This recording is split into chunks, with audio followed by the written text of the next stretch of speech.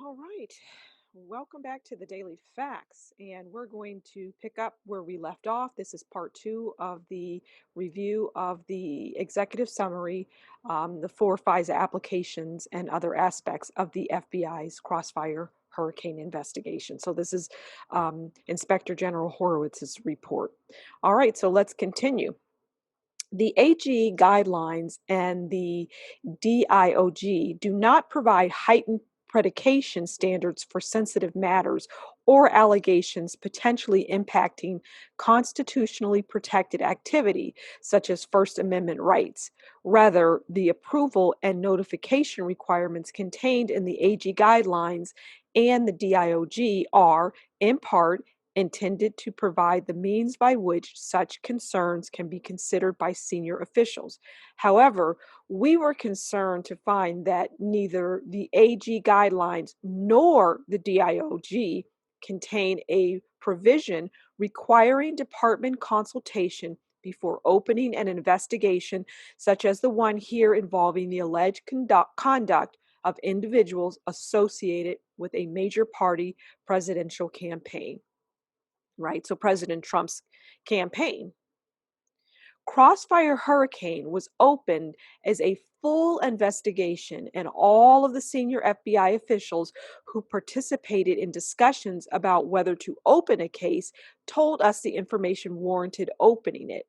For example, then Counterintelligence Division CD Assistant Director AD EW Bill Priestap, who approved the case opening, told us that the combination of the FFG information and the FBI's ongoing cyber intrusion investigation of the July 2016 hacks of the Democratic National Committee's DNC emails created a counterintelligence concern that the FBI was obligated to investigate. I did a video on Julian Assange, and he was talking about the leaked information of the emails, and he was talking about Seth Rich as it relates to that. So, yeah, that's interesting. Julian Assange, and you can read his. I'm going through his indictment as well. It's on the homepage of the Daily Facts. But let's continue.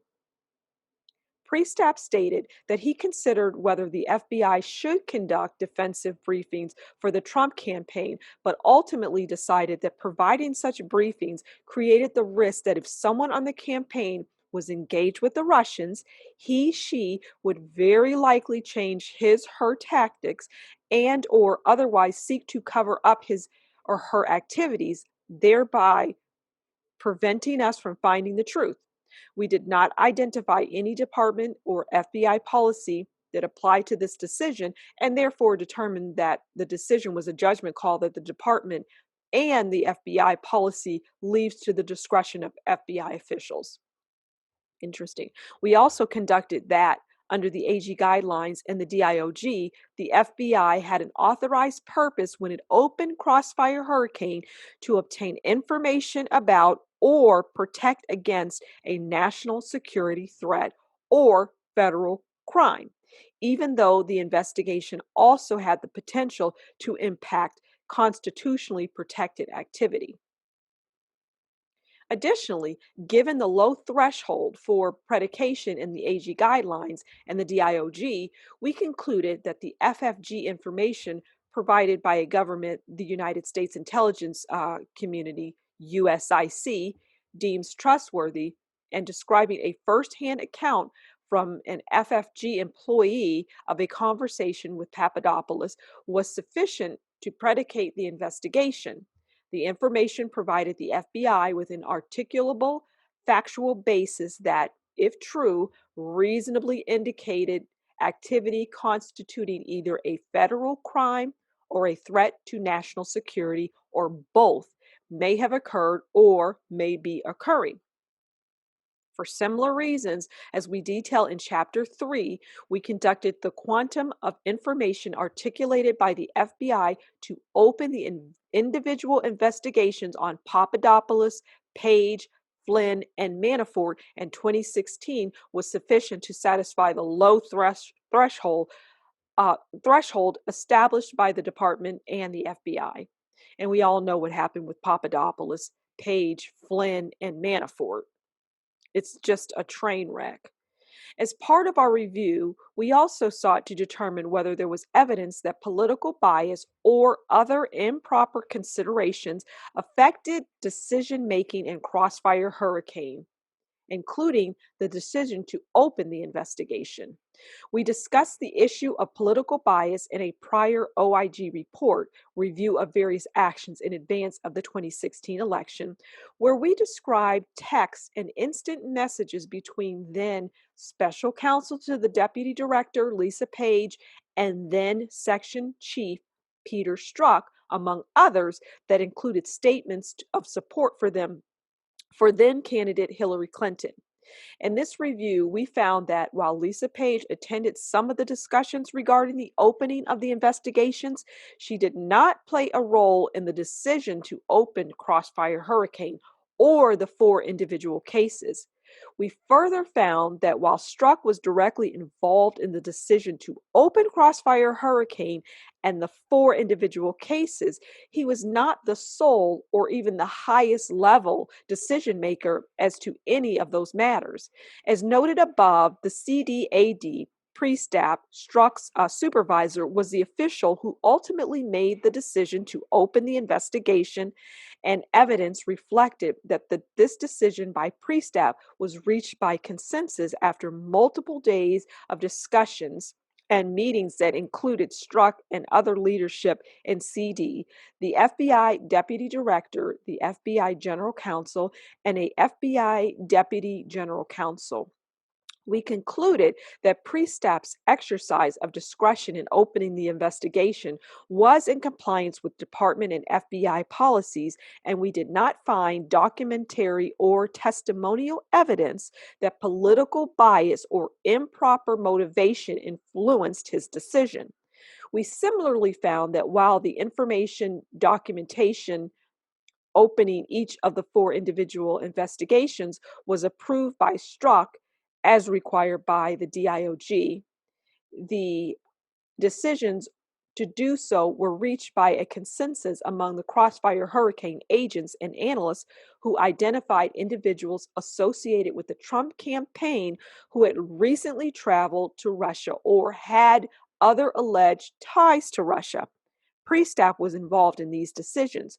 We did not find documentary or testimonial evidence that political bias or improper motivation influenced the decisions to open the 4 individual investigations. And I would say, how would you know? You wouldn't find that to be documented. You wouldn't find evidence of political bias. I mean, well, I guess you could, but maybe they were just smart enough to keep that out of text messages and emails, although I think that a lot of what Peter Strzok and Lisa Page were saying back and forth was very clear that they had biases. But okay, we'll leave that where it's at. Sensitive investigative matter designation. The Crossfire Hurricane investigation was properly designated as a sensitive investigative matter, or SIM, by the FBI because it involved the activities of a domestic political organization or individuals prominent in such an organization.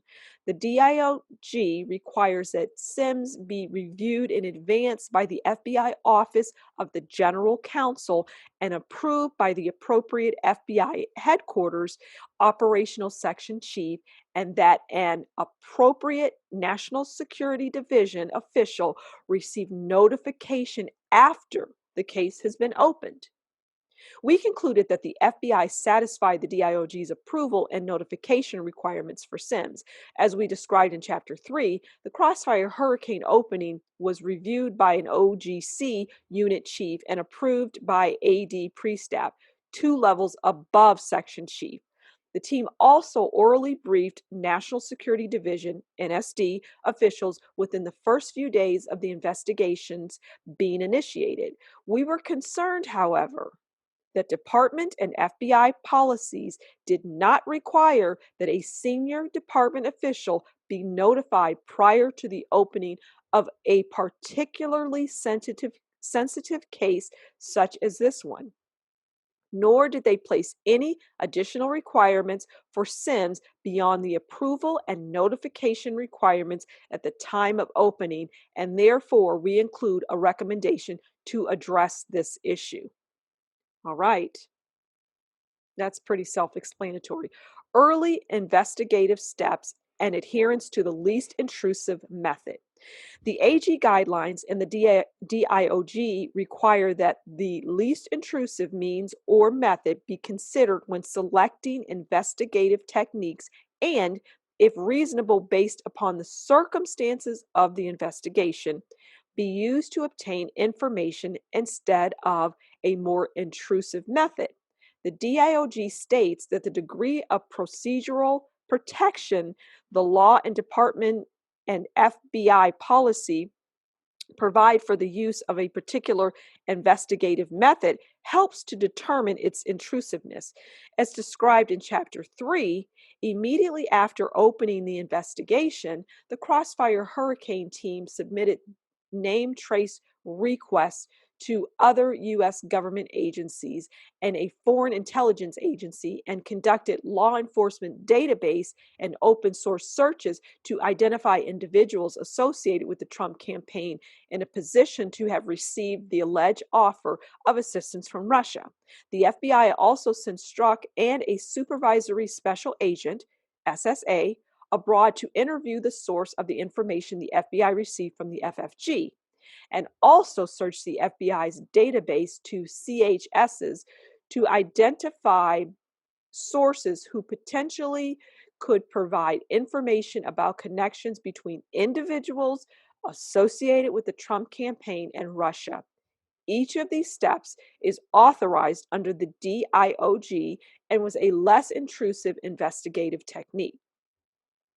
Thereafter, the Crossfire Hurricane team used more intrusive techniques, including CHSs, to interact and consensually record multiple conversations with Page and Papadopoulos, both during and after the time they were working for the Trump campaign, as well as on one occasion with a high-level Trump campaign official who was not a subject of the investigation. We found that under department and FBI policy, although the CHS activity implicated First Amendment protected activity, the operations were permitted because their use was not for the sole purpose of monitoring activities protected by the First Amendment or the lawful exercise of other rights secured by the Constitution or laws of the United States. Additionally, we found that under FBI policy, the use of a CHS to conduct consensual monitoring is a matter of investigative judgment that, absent certain circumstances, can be authorized by a first-line supervisor, an SSA. We determined that the CHS operations conducted during Crossfire Hurricane received the necessary FBI approvals, and that while AD Priestap knew about and approved of all of the operations, review beyond a first-level FBI supervisor was not required by the department or FBI policy. We found it concerning that the department and FBI policy did not require the FBI to consult with any department official in advance of conducting CHS operations involving advisors to a major party candidate's presidential campaign, and we found no evidence that the FBI consulted with any department officials before conducting these CHS operations. As we described in Chapter 2, consultation at a minimum is required by department and FBI policies and in numerous other sensitive circumstances, and we include a recommendation to address this issue.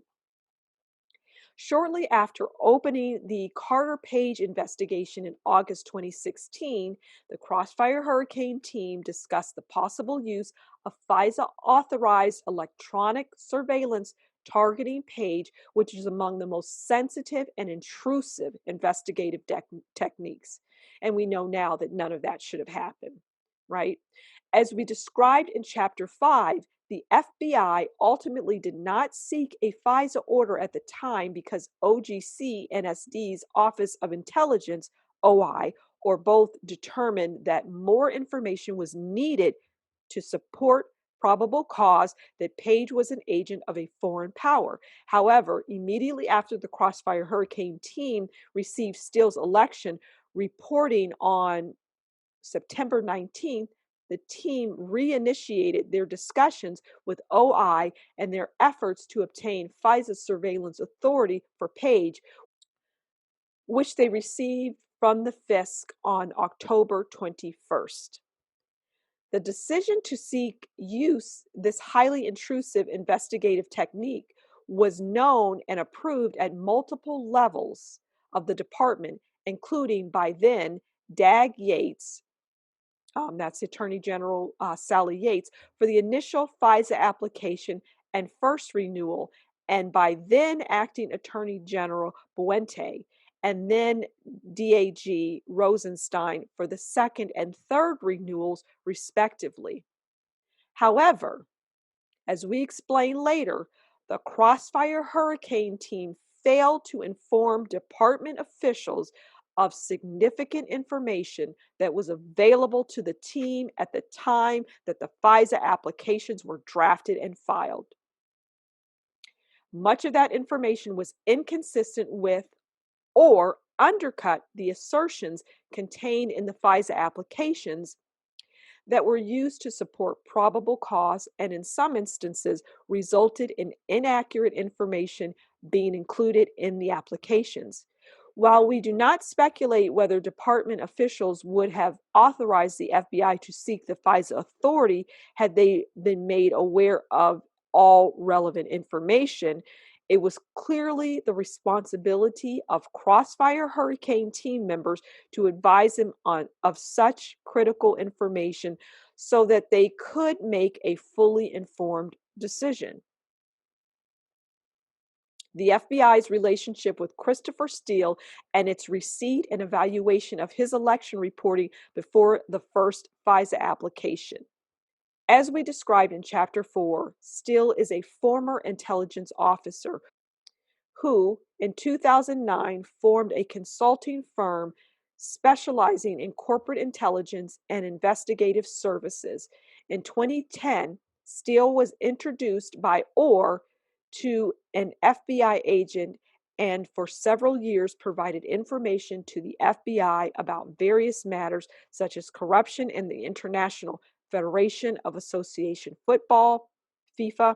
Steele also provided the FBI agent with reporting about Russian oligarchs.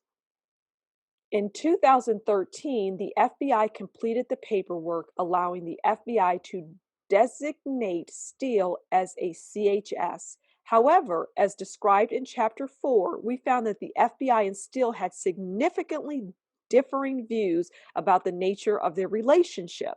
Steele's handling agent viewed Steele as a former intelligence officer, colleague, and the FBI CHS with obligations to the FBI. Steele, on the other hand, told us that he was a business person whose firm, not Steele, had a contractual agreement with the FBI and whose obligations were to his paying clients, not the FBI.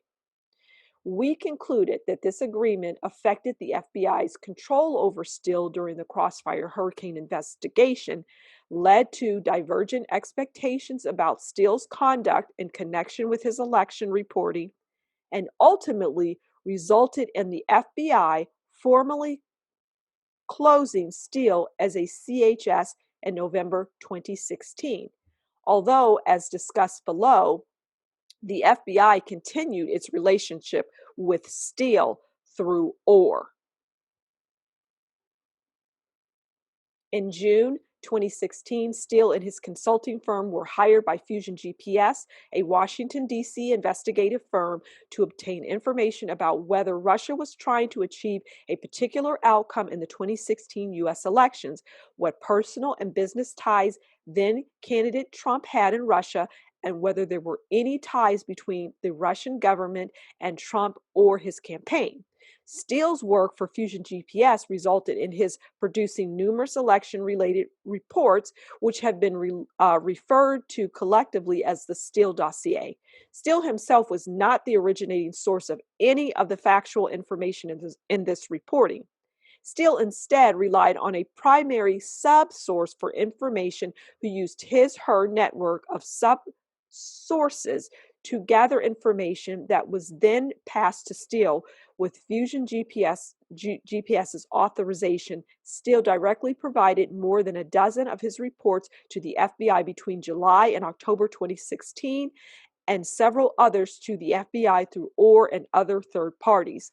The Crossfire Hurricane team received the first six election reports on September 19, 2016, more than 2 months after Steele first gave his handling agent 2 of the 6 reports.